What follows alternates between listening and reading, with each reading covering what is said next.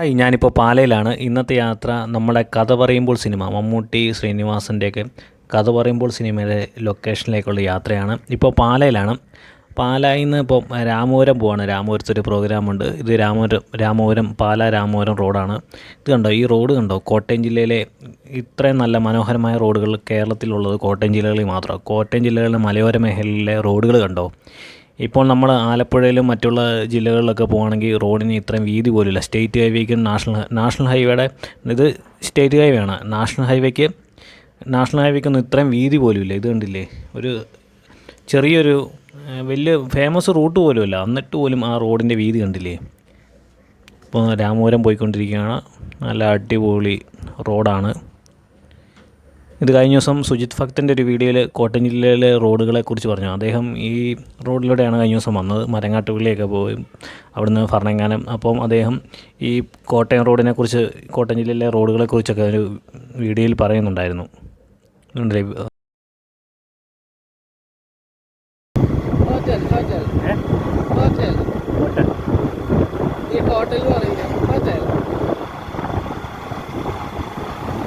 അങ്ങനെ ഫൈനലി നമ്മൾ രാമപുരം എത്തിയിരിക്കുകയാണ്.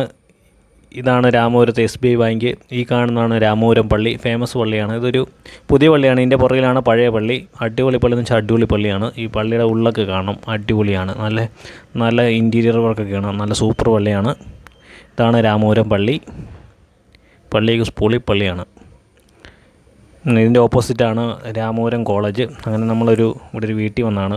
ആ വീട്ടിൽ നിന്ന് പോയി ഇനി നേരെ മേലുകാവിലേക്കാണ് പോകുന്നത്. ഇവിടുന്ന് മേലുകാവിൽ പോയിട്ട് കഥ പറയുമ്പോൾ സിനിമയുടെ ലൊക്കേഷൻ കാണണം. അതാണ് ഈ യാത്രയുടെ ലക്ഷ്യം.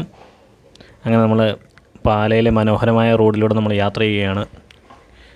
ഇത്രയും മനോഹരമായ റോഡുകൾ കേരളത്തിൽ എവിടെയെങ്കിലും കാണാൻ പറ്റുമോ?